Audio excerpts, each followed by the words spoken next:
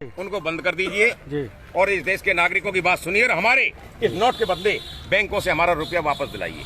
Sir ऐसे तो फिर इकोनॉमी डाउन हो जाएगी। देखिए अगर जो डिफॉल्टर है जिन्होंने अगर बैंक से लोन लिया हुआ अगर वो नहीं चुकता करेंगे और उसके खिलाफ अगर सरकार कोई कार्रवाई नहीं करेगी तो ऐसे तो इकोनॉमी भी हमारी गर्त में चली जाएगी।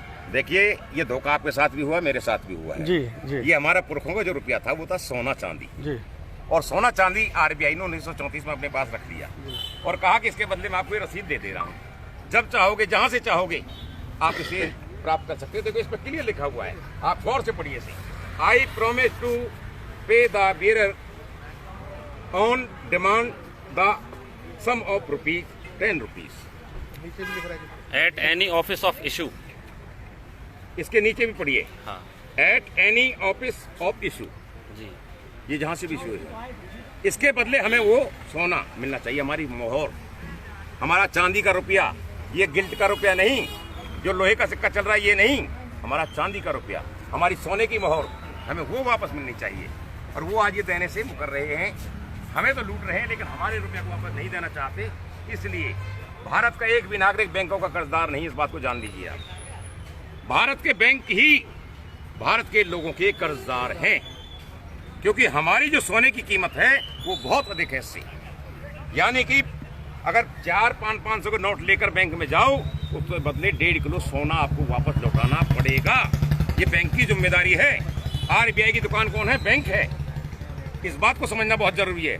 इस देश की बढ़ती हुई जनसंख्या इस देश की गरीबी का कारण नहीं है, इस देश की गरीबी का कारण है ये बैंकिंग लूट। इसको समझना बहुत जरूरी है।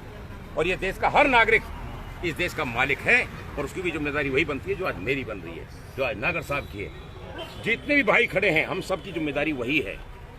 हमें अपना रुपया लेकर वापस नहीं भागने देना।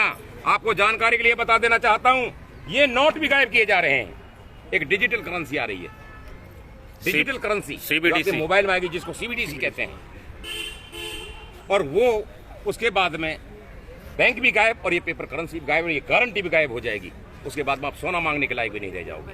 आज तो आप इन पे केस कर सकते हो, लड़ सकते हो, उसके बाद में वो भी नहीं रह जाएगा। कौन कौन सा दरवाजा खटखटाया सर आपने?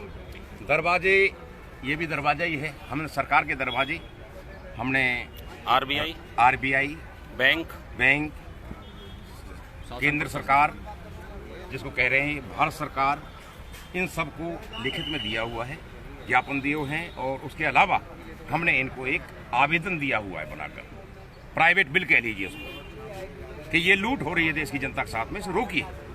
और ये सबके संज्ञान में है, लेकिन कोई बोलना क्यों नहीं चाहता?